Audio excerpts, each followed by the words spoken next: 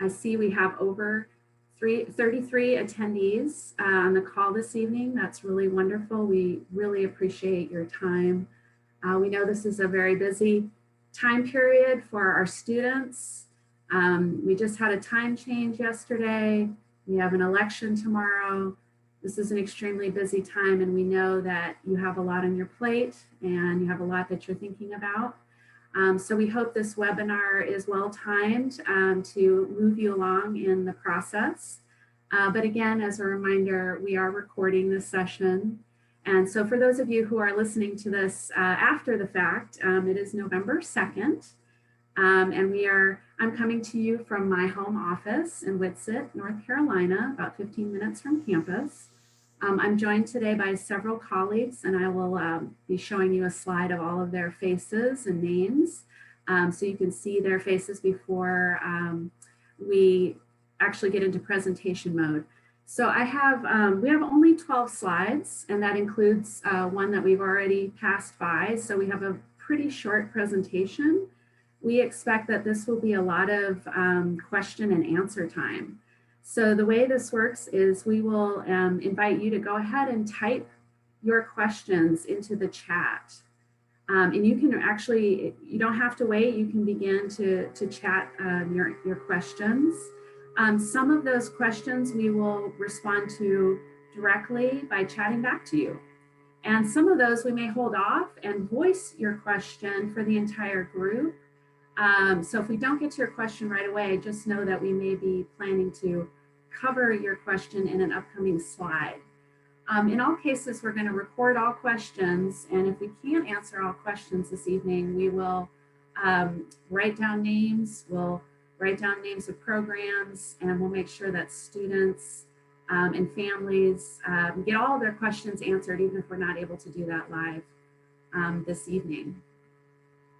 So we're gathered here today to talk about Spring 2021 Study Abroad.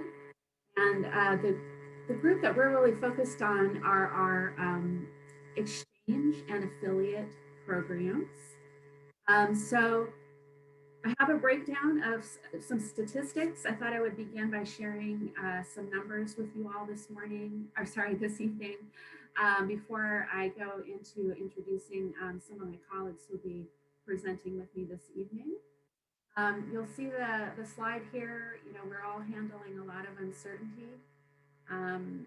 That's an understatement.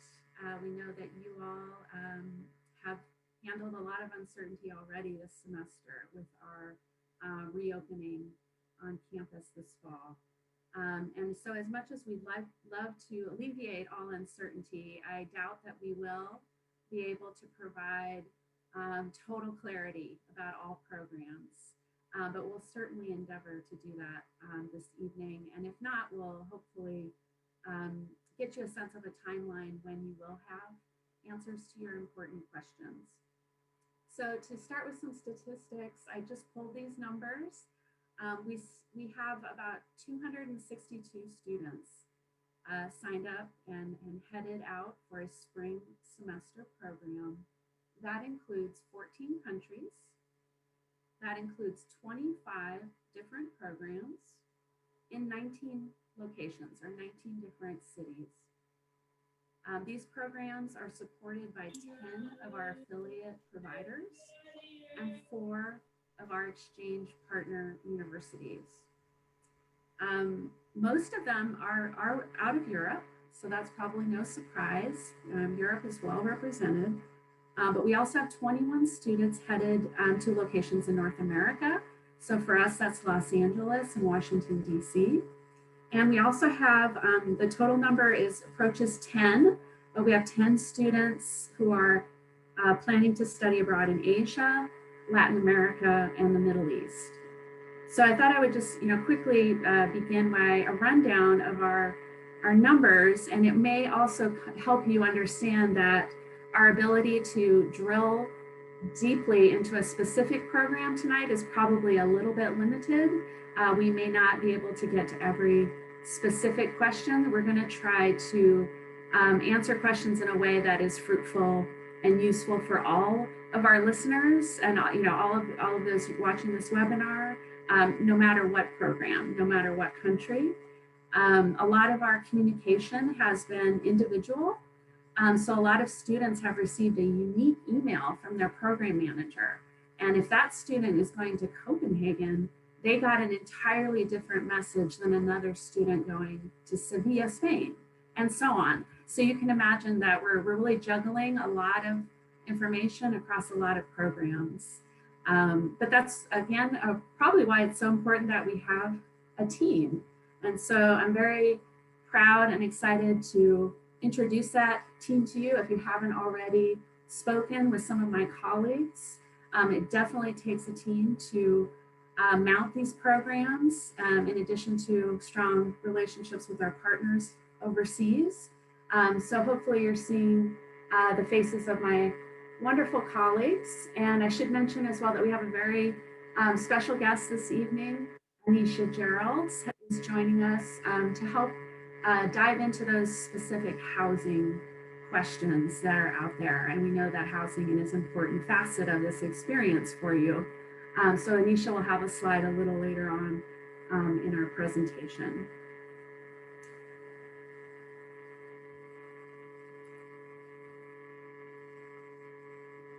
All right, so this is my attempt here to present you with an agenda. And how I see this is we'll probably return to this slide. We will march forward here, but then we'll return to this slide probably during the Q&A. And what I want to quickly point out is that we understand that there are many paths. And you are probably considering lots of factors, lots of variables. Everybody I know has a complicated life with a lot of factors and a lot of things that make their situation unique. And we certainly respect that that is the case. But what we anticipate is that generally speaking, we have folks here who are in category number 1, which is that they plan to go and they plan to participate in a spring program, but they also know wisely that they need a backup plan just in case something should fall through, just in case the forecast for the program suddenly takes a turn for the worse, a turn that we don't expect but could happen. So there's various questions that students and families in that category might want to consider. And so our goal tonight is not to provide answers, unique answers to each of these questions across 25 programs, as I alluded to earlier, but to generally help you understand that you should be in a communication with your program manager. You are very likely in communication with a program host or a program provider, and you should feel comfortable asking all of these questions and making sure that you and your family understand the answers to these types of questions. These are really important things for you to uncover and to make sure you have a grasp of before making decisions, especially decisions that have financial implications to them. Secondly, we imagine that there's another group possibly on this call who's really leaning towards postponing their plans or withdrawing from study abroad altogether. And we just want to acknowledge that. We understand that. Other students have taken up this choice and have let us know that they have changed their plans. So we want to talk with you openly about what that means. What might that mean for earning credit abroad, for your graduation requirements? What might that mean in terms of scholarships? As we often like to say, we are not in the high pressure sales business in the Global Education Center. In fact, I would call it the no pressure or low pressure business. We do not operate on commission. There is going to be no pressure to go forward. We simply want to stand with you, stand by you, and support you if you decide to move forward with your plans. If you decide that this doesn't sound good to you anymore, or you're no longer interested in study abroad for spring 2021, we're gonna very happily help you pivot out of the program and try to make that as smooth and as seamless for you as possible. We may ask you a few questions about your potential intentions for studying abroad, let's say in the May term, because the May term enrollment is actually open right now.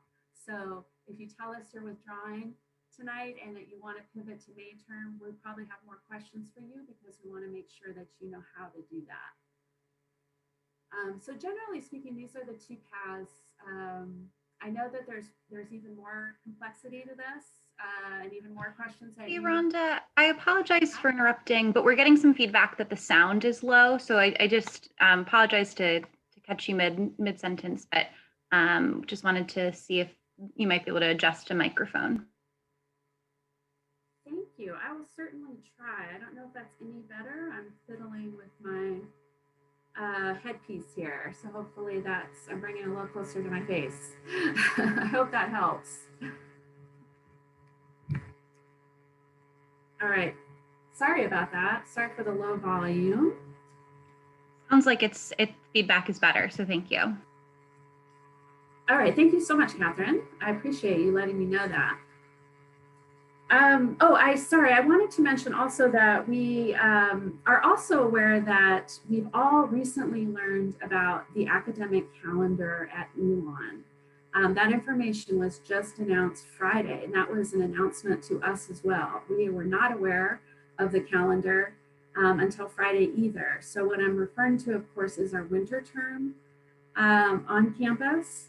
And we have there are some alterations from what we're used to for winter term, which have an impact on when the spring semester begins as well.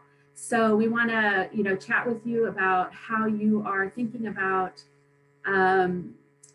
those changes, how they impact your plans, and also your backup plans, because it's very important that every student have a backup plan that's viable and that will be acceptable to them should they need to pivot and should they need to withdraw, or if their program is canceled, which is a possibility for any program at any time. It's really, something pre-COVID. We didn't really feel like we had to talk a lot about program cancellations, but there were program cancellations, and it is something that we've always been aware of, but this is a time where we want to make that front and center, that having a backup plan is not something to dismiss, but something to take very seriously. Registration has opened for on-campus classes. We know that not all students are in the registration process yet, but maybe soon. So we want to make sure that you're thinking about registering for classes on campus. All right, I'm going to move ahead here. Remember, we will return to this slide. All right, I'm going to turn this over to my colleague, Bill. Hi, everyone. So the title of this slide is artfully, do we think programs will be running as usual? And the honest answer to that question is no, programs will not be running as usual. Programs will be running with lots of modifications, ranging from housing selection and density arrangements to reduced capacity in courses, to restrictions on students' weekend plans, and so on and so forth. And so in short, it's going to be heavily modified, just as going to school here at Elon is heavily modified. In my conversations with students and families so far, there's been a lot of questions about virtual classes, and I've seen those come through the chat here already. None of our programs are planning as the default to offer virtual classes, because that's not what we're trying to do here. But I think potentially the theme of this presentation is that our study abroad programs are not immune from the same considerations that we are dealing with here on campus. And so, but our programs, all of our programs are built on relationships with trusted partners. So we've worked with most of these folks for a very long time and know them very well. And like I said, have that trust that they're going to do what they need to do to offer the best program that they can under the circumstances.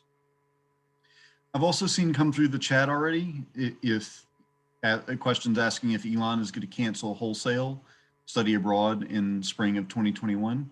And the answer to that is almost certainly no.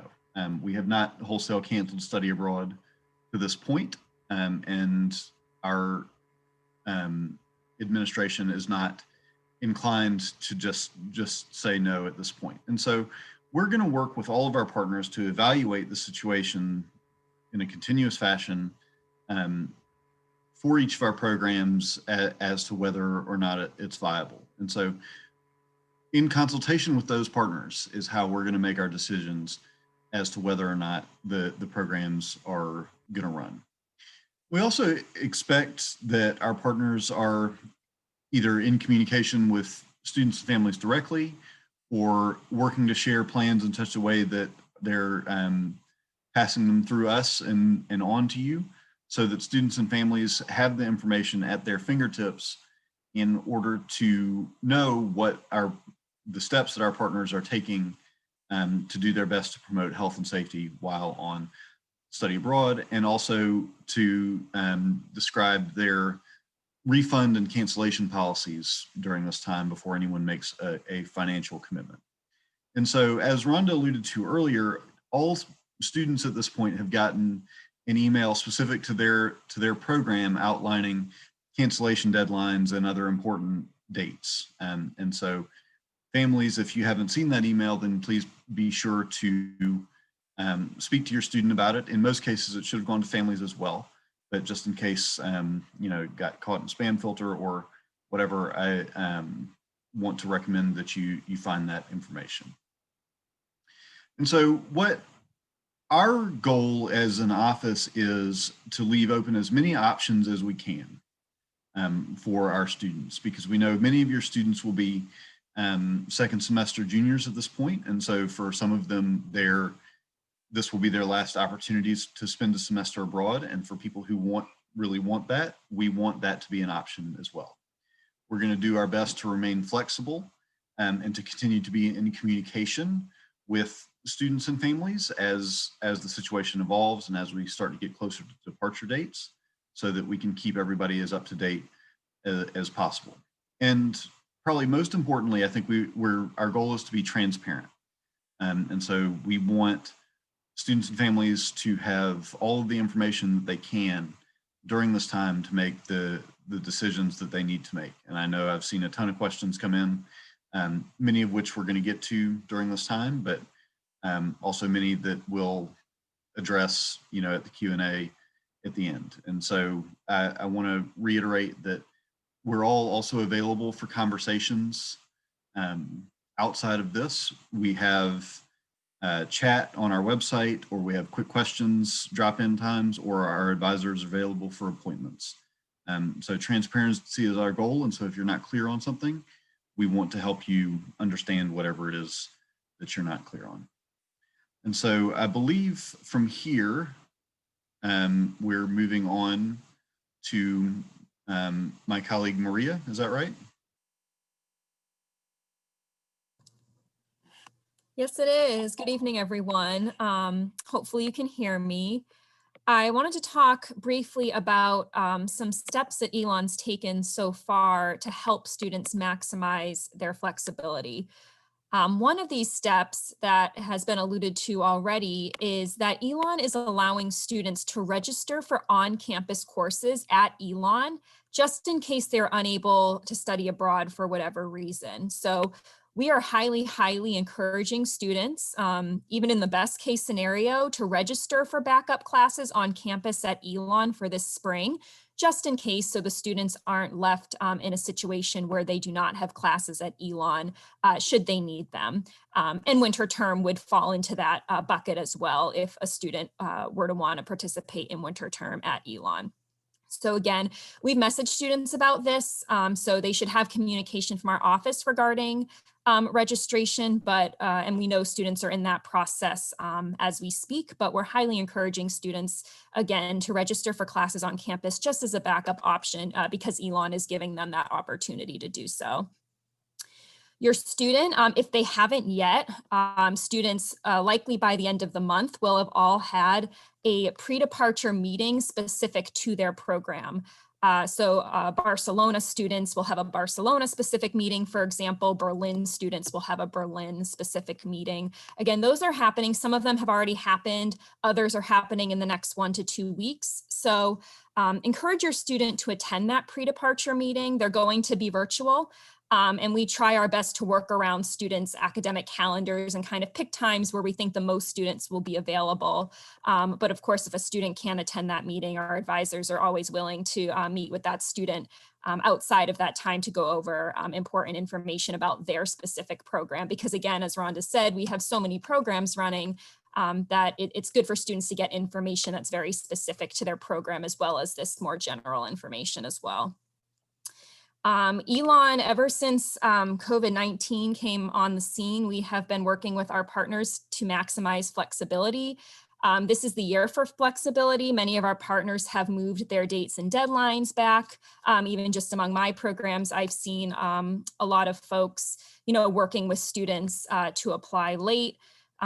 They've moved back their deadlines for when students are liable for costs. So we're seeing this across the board. And of course, if a student is running into an individual situation, we want to make sure that they reach out to us so that we can talk to our partners and give them the flexibility that we can.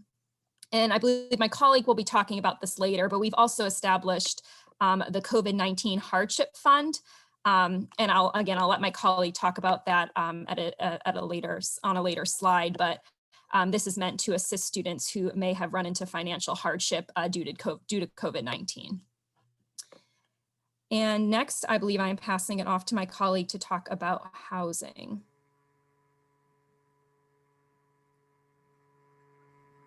All right. Hi, everybody. So my name is Anisha Gerald. I'm the Associate Director for Housing Operations and Facilities here at Elon.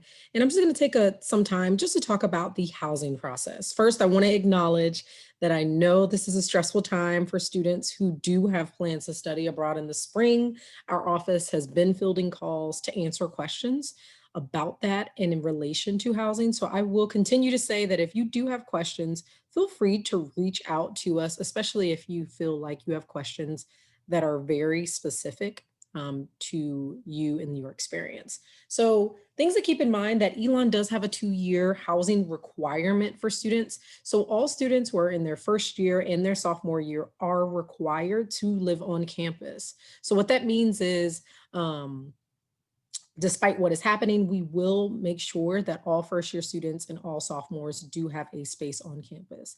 Now, the housing sign-up process for rising and juniors is over at this point, so we are full, and our on-campus spaces for juniors and seniors are full. Students who are considering returning to campus, you may need to look at off-campus housing at this point. Again, I continue to say that it is helpful for you to call our office if you have specific questions or concerns regarding your housing, so that way we can kind of answer those questions. I know I see something in the chat. What happens if we live on campus and can't find a sublet? So great question. So that is referencing someone who lives in an apartment on campus. Our apartments are leased. So that does mean that you have to find someone to replace you within your apartment to give over that lease. So it is a requirement to do that, but we are flexible. We do understand that things happen, particularly in COVID. So I would say just make sure that you are trying to post as much as you can, whether it's on social media. Elon Jobs is also a good place where they have the news ads. You can put some of that in there. But I would lastly say just communicate with Residence Life. If you know you have been trying to find someone to take over your lease and that for whatever reason is not occurring, please make sure you at least email us. You can email me directly or email Residence Life and say, hey, I'm struggling to find somebody to take over the lease for my apartment. So we will work with you and we'll share off-campus properties that will have spaces. We work with them towards the end of the semester just to gain information about what their space is looking like. Due to COVID, we have also transitioned to making sure that we're mindful of what availability looks like for our off-campus partners. That way we can assist students in case plans change and we're not able to offer anything on campus.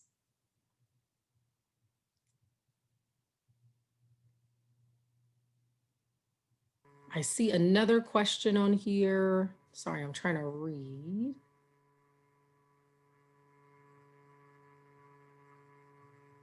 How can we be certain that on-campus housing is locked up for the spring? We're looking at that based on the numbers. We had a lot of students who went remote and did remote approval for the fall. So we do know what our numbers and our projected numbers are going to look like. However, I will say, if you have a specific instance or a concern or question regarding your housing, I would make sure to reach out to us so we can answer it contextually. Well, thank you, Anisha. I wanted to jump in. I noticed a question about moving out at Thanksgiving, which of course is the mode for all students. But those who are on the call this evening, I think, are driving at the idea that perhaps their spring study abroad plans are uncertain. And so I kind of wanted to address that question with you. I feel like it's sort of a hybrid question, because I'm inclined to say that if your program is moving forward as of Thanksgiving, then students should proceed to move out. Again, we're not holding back any information. We're expecting all programs to move forward. And if at some point where a student is essentially going to have to move out at some point, so it would either be before the winter break here, or it would be after the spring semester. So I don't believe Elon would have any option for students to store their belongings temporarily, as if they were waiting for their study abroad program to start. If that makes any sense, Anisha, I don't know if you would recommend differently. Yeah, so I will say it does depend on if students currently live in residence halls or apartments. We actually sent out correspondence today to all students who are living on campus that kind of outlines this and outlines the move out process. So if you are in a residence hall space and you are studying abroad for spring only, we have an intent form where you can outline and say that you plan to return for the winter term, but you are not returning for the spring term. So what that means is if you plan to return for winter, you're able to come back J term. That means you can keep your items in your space, but it does mean after J term, you will have to move all of your items out since you've indicated you will not be here for spring. For apartments, it would be similar as well. So apartments, they would have to indicate that they plan to return for the winter term or J term, which means they can keep their stuff in their apartments for that point in time, but they have to move out at the end of winter term, which is that first week. Well, now is the first week of February, given the dates have been pushed back. And you have to move out at that point in time. So students who are moving out completely at the end of Thanksgiving break, that's specifically for students who are not returning for the winter and the spring terms. So students who do not plan to return at all. If someone is in that position where they're not returning for the winter term, that is accurate. Residence halls have to move out November 25th. And for apartments, if you're not returning for the winter term, you have to move out by December 13th. Thank you. That was extremely helpful. And do you point students and families to storage options, or how would you recommend proceeding with that? You said, how would I recommend proceeding with students looking for storage options? Yeah, do you have a recommended list or services that you recommend? Yeah, so we have worked with a company, the university has worked with a company named Storage Scholars, and they have assisted and helped us with providing storage for students. Students typically find their own or have their own references, but that's the one that has been helpful for us.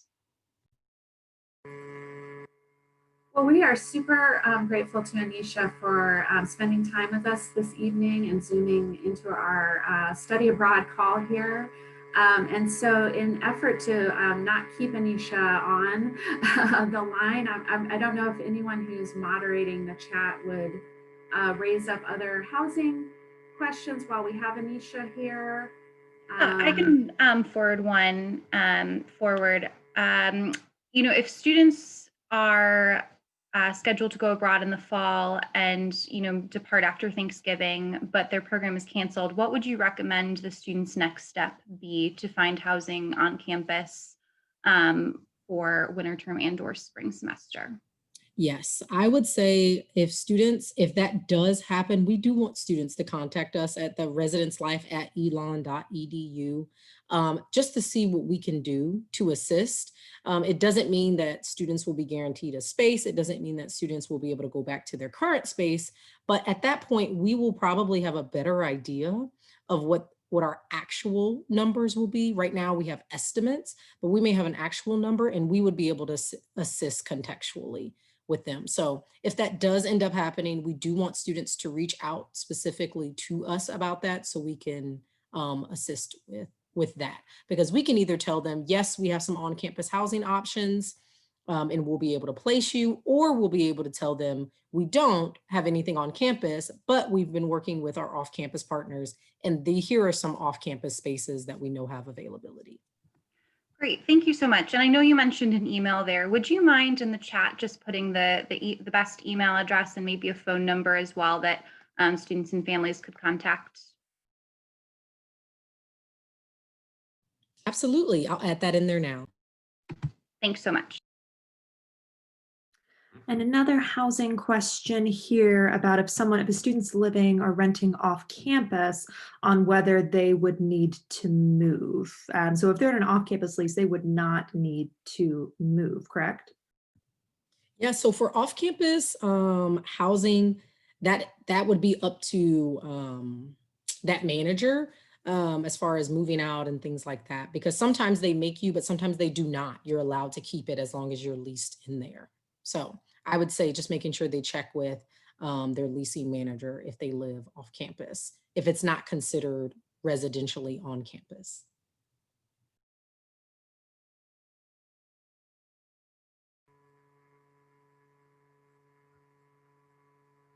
Well, thank you, Anisha. I am in great debt to our wonderful colleagues in the Office of Residence Life. This has been a tremendously challenging academic year. And so I'm just so grateful to all of my colleagues over there who have really just been a wonderful support network for our students beginning last spring. So again, thanks for your time. I think if we have any more housing questions, we could certainly connect students and families to you, Anisha. So I'm sure that if we missed a question or two, we can follow up on those after this evening.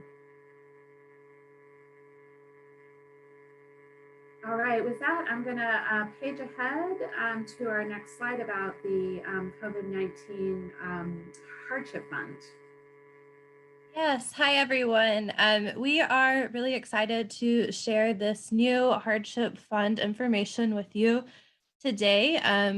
We have awarded Elon Global Scholarships to eligible students who are studying abroad in the spring. So if your student was eligible for that, they should have received a notification, but this is a new initiative in response to our recognition that you may be facing new challenges in regards to COVID-19. So we've created this fund for students to apply to if they have a change in circumstances that results in a loss of at least $100.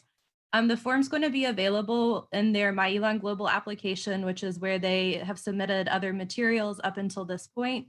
And it will open when their program begins and remain open throughout the entire program and for a short while after their program. So we listed a few options, but there is a lot more information online about things that may be eligible, reasons to apply. One is a family job loss or furlough, recognizing that financial situations may be different now than they were when the student originally submitted the application to study abroad, or COVID-19 related illness or medical expenses, or other COVID-19 related expenses while abroad. Our partners are going to be wonderful in helping with these expenses and helping students, but we know that things may come up and things may happen, and we want to be prepared and have students have this financial support from Elon for things that may come up. There's a lot of information online in My Elon Global, and we have a link down below in the slide that you'll get when you receive the PowerPoint after tonight, which will be really helpful in distinguishing all the different opportunities and reasons why a student may consider applying for this. The maximum funding amount is $2,000, the minimum is $100. So we really hope this will be something that can support your student in a time of uncertainty by providing a little bit of a safety net that we're able to do with this hardship fund. So I think the next slide is to my colleague, Shanna.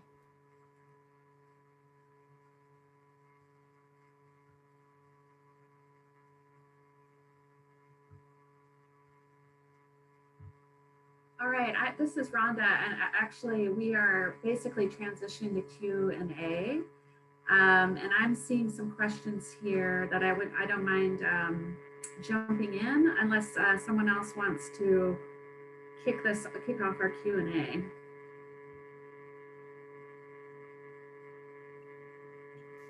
I would just say if there are, we've been trying to keep up with the chat. We have several folks answering chats, but now would be a good moment if you have some questions that perhaps got lost in the chat or questions that you've thought of in the meantime. Now would be a great time to go ahead and write those in the chat, and we can start to talk about those.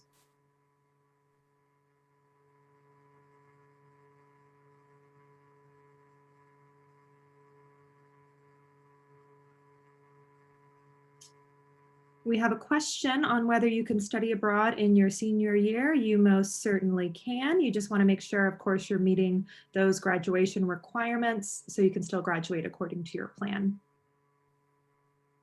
And I'm seeing a bunch of chats come in, so let's take a look here. Okay, so I'm seeing a question about course selection. I'm not sure, is this a question, Katie, is this a question about course selection with the host program or with choosing your backup courses on campus? Okay, with a host program. So that's probably going to be best answered by your program manager. I can link here the appointment request form, or you can also drop in and chat with your program manager during our drop-in hours, which are every Wednesday 2 to 4 and Thursday 9 till 11. I'll drop the appointment link right here in the chat as folks are dropping in more questions.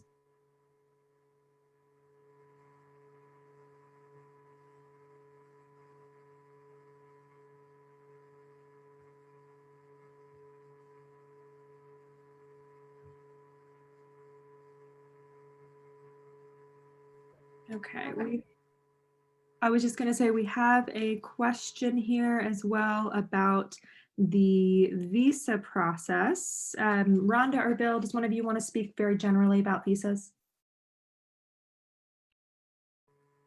Yeah, visas are country specific and program, well, in some cases program specific. So an example might be if a program includes an internship, there might be a slight difference in the visa process for the student, even though they are going to the same country as another student without an internship. We have a lot of experts on this call on various different visas, but unless I pick the right one, I probably won't give you pertinent information. Most of our program partners are very communicative about the steps for getting a visa. And so if you haven't heard one way or another, if you need a visa, you can begin by asking your program manager.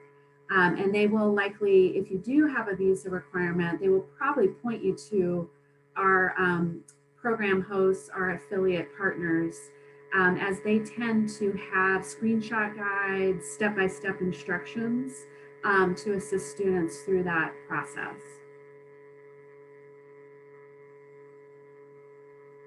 Okay, we have a question about financial risk and then another question about inclusions within insurance and what's covered there, which is a really important question I want to make sure we address with everyone on the call. So there's a question around financial risk and liability and whether a student may in fact be liable for the full program cost even if the program is canceled. Bill, do you maybe want to talk about some of those withdrawal dates and how that works? Yeah, sure. I mentioned earlier that all students will have gotten an email with those specific dates. Again,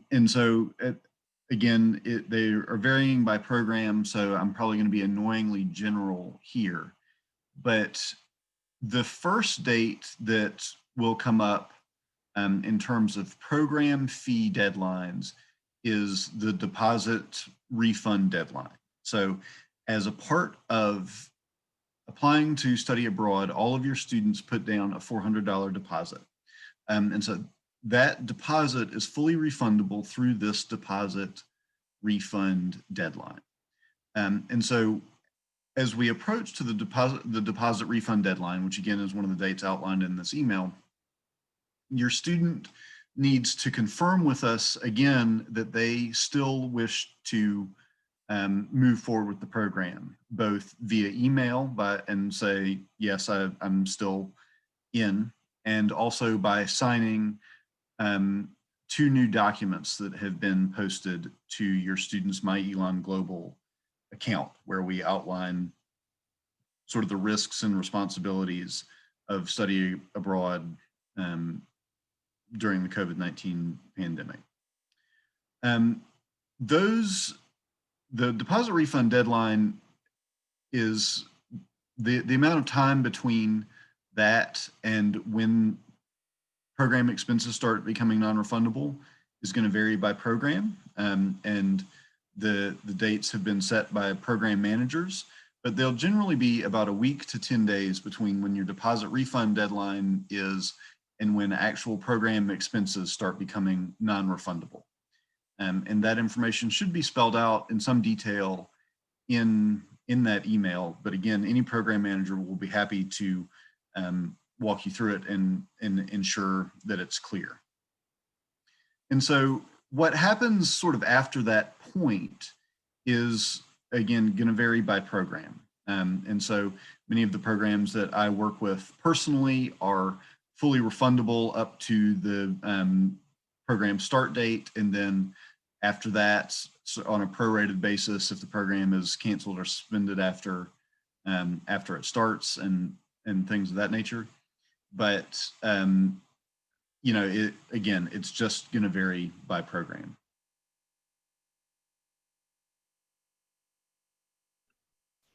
Okay, we had a question I think is a good one to talk about around what is covered in terms of mental health care and also continuity of care. So I see Catherine in the chat mentioned My SSP.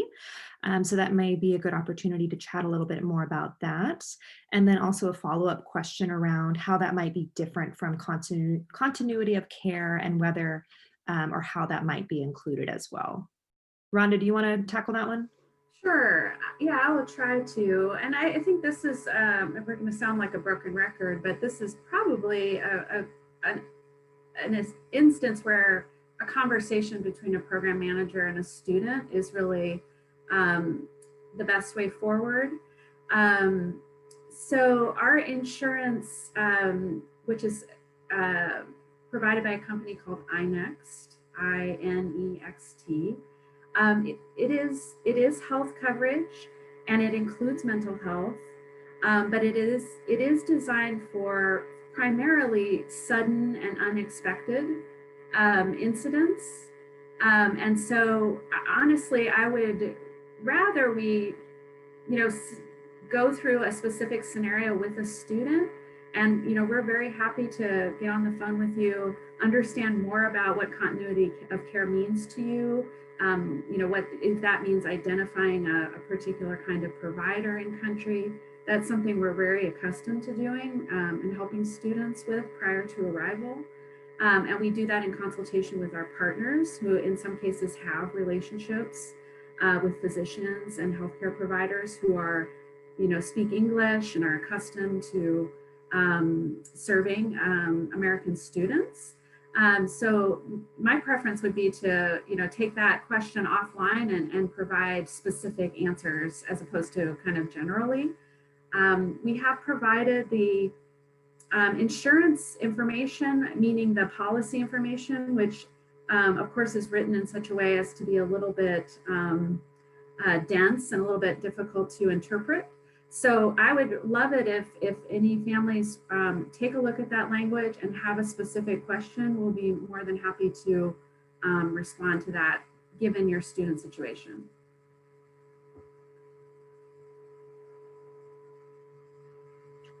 There's also a question about when will the specific study abroad meetings, when will those be held? So that should also have been emailed to students, when they were emailed those other key dates. In some cases, they may still yet be scheduled. So for instance, for the two on here going to Jordan, we'll schedule that individually because it'll just be the three of us. So in some cases, they might not have yet been scheduled, but your program manager, you can reach out to them or check that email that was sent to you.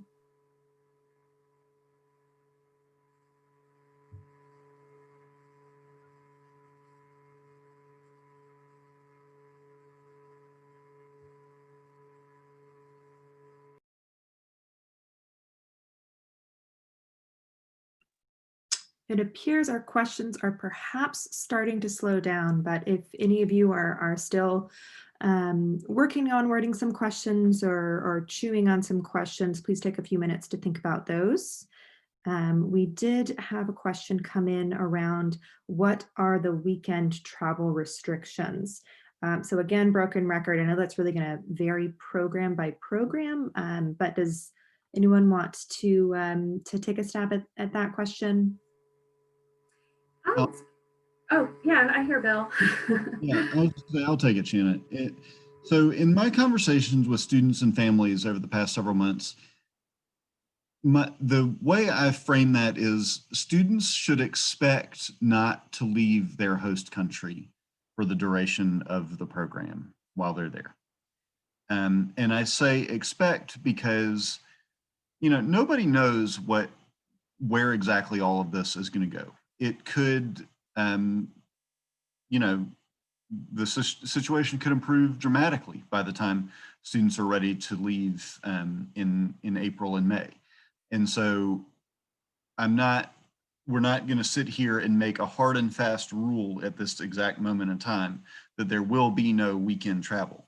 But in considering whether study abroad right now is right for students, they should set the expectation that there will be no weekend travel outside of the host country. And travel within countries is just going to vary based on the situation. And so if that expectation makes study abroad undesirable, then it is probably not a good moment in which for a student to study abroad.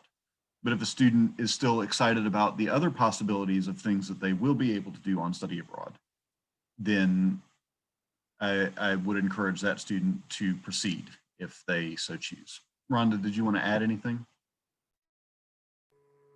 No, I think you covered that very well. We're hopeful that restrictions might ease, but we don't think it is prudent to plan around that. So we're asking all students and families to plan around the most restrictive version of the program and to ensure that they are still, that they see value, that they've looked at the pros and cons and they see more benefits to participating than not participating in light of those restrictions. And that's a different calculation for every student. It's a very individual thing. And we respect that. We are not here to judge your decision about that. We're here to facilitate these programs for students. And so, I think Bill has had numerous conversations with students. I know I have had separate conversations for the students that I advise going to Asia. These scenarios are a little bit different by region and by location. So we really want to, we really mean it. We really want to invite you to actually talk to us if you haven't yet, if you haven't actually had a conversation with your program manager, because there's a lot of nuance. And we may be able to, not that we're trying to convince you of one way or another, but there's probably some things that we can talk through to help you think about what all of these restrictions might mean, what all of the potential outcomes might mean. Requiring testing or requiring, other sorts of measures to protect everyone's safety. We would much rather chat with you about those now and help you make a decision that's fully informed, even if it is the worst case scenario. We would love the opportunity to talk with you through that, through those options.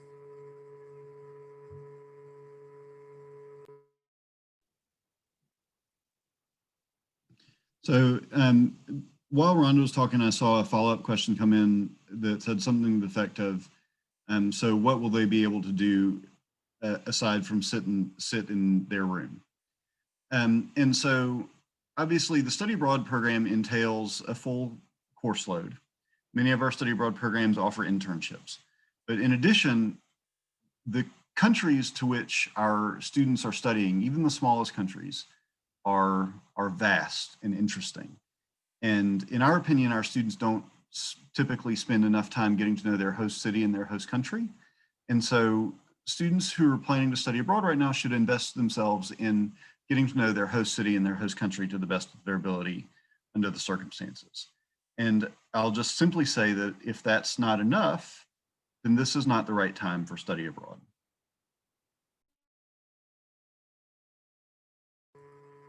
Thanks, Bill.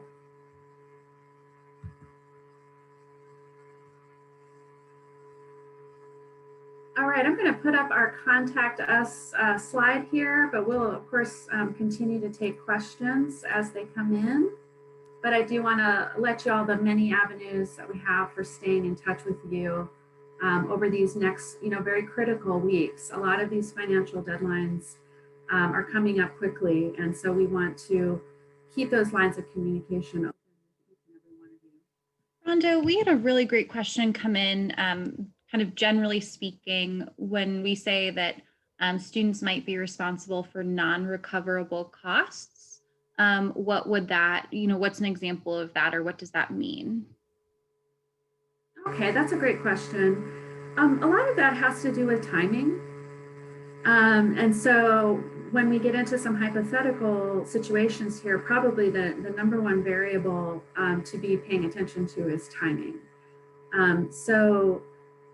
We can really rewind and think about spring 2020,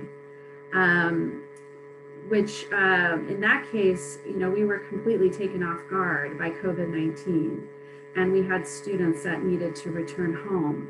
And so once a program is underway, and you're even maybe several weeks, several months into a program, if a student needs to leave, there's very few costs that can be recovered at that point in time. So I'm kind of starting with the worst case scenario. So the further one is into an experience, the more one should expect that recoverable number to approach zero. And I think, those are somewhat, logical explanation for that.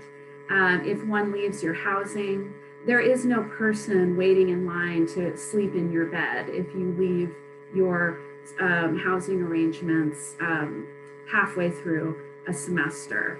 And so our partners who are working with housing providers, often they don't control the housing, but they simply contract with housing options. They're beholden to the contracts that they have signed to ensure that they have enough beds for all of their student participants.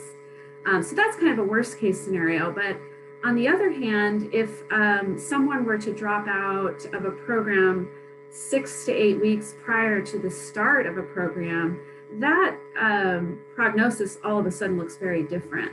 There is a very good chance that most costs are recoverable with that kind of advance notice. So I hate, again, to be so general, but this is really a situation where we would literally want to look at the program. When does it begin?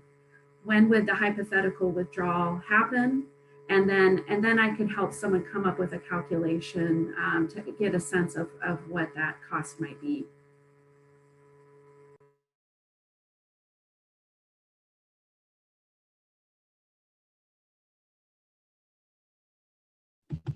We've had some really nice comments come in thanking us for this presentation. And I just want to say we appreciate the flexibility and patience on behalf of you all, because we know that there's a lot of moving parts and moving pieces. So very appreciative of the patience and flexibility on your end.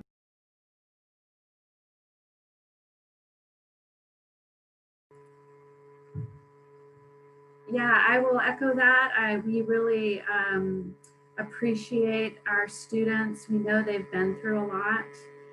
It's you know, it's been a challenging semester, and we know that planning to study abroad is already a very time-consuming process under normal circumstances, and this situation with COVID-19 has really pressed all of us to be the most flexible versions of ourselves that we know how to be. So we are already very appreciative. I know I've been working with students who've pivoted. They've made plans changes in their plans.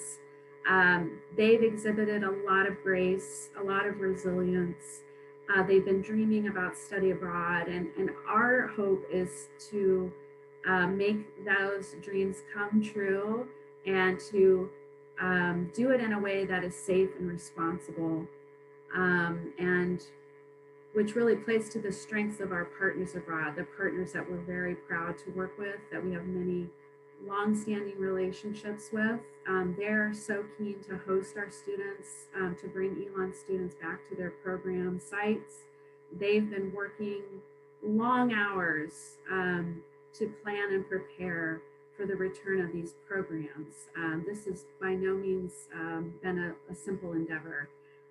So we hope that all of these efforts will meet together in the moment that we can see these programs depart and go forward, maybe with a few tweaks, a few hills and valleys, but for the most part, keeping the program integrity intact. I don't know if there's any final questions. I see we are drawing on the end of an hour, although we were more than happy to stay on for more than an hour if questions keep flowing. So I'm going to just check one more time with my colleagues to see if we have any questions to bring up for the group.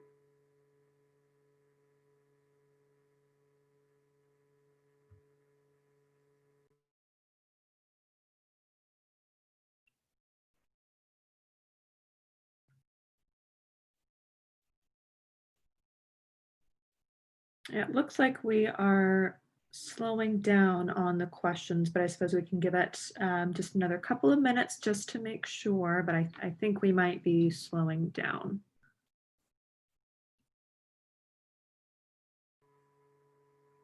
All right, well, I'm returning to our page with all of our names. We have a lot of expertise in the Global Education Center. You're looking at the faces of professionals who speak other languages, have real life experiences in the locations where they advise for. They've visited some of these sites where your students will be studying. And so I know it can be annoying to say, oh, you need to talk to your program manager. But we really believe that that's going to be a fruitful conversation. And these are folks that you should be getting to know. And your students, if they haven't already been in an orientation meeting with these folks that you see on your screen, they will be very soon. And another warm thanks to Anisha Geralds for spending some time with us this evening as well.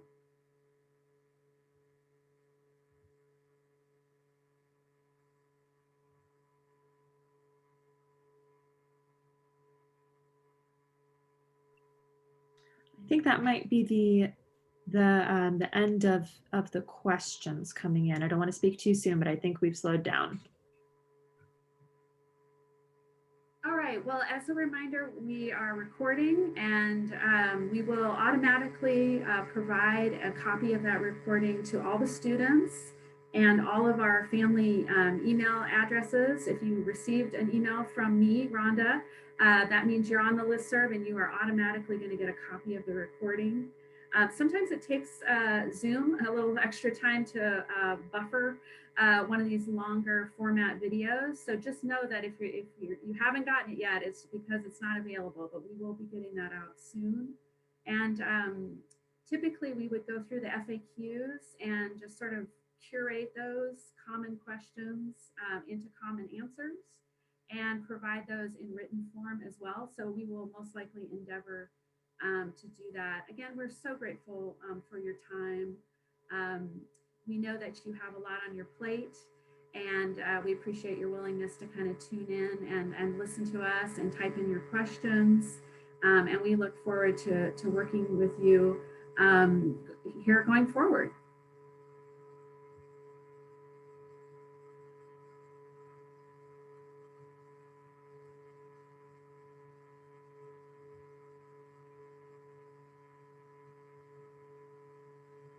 All right, thanks also to my colleagues and co-panelists. I will close down our meeting. Again, thanks everyone.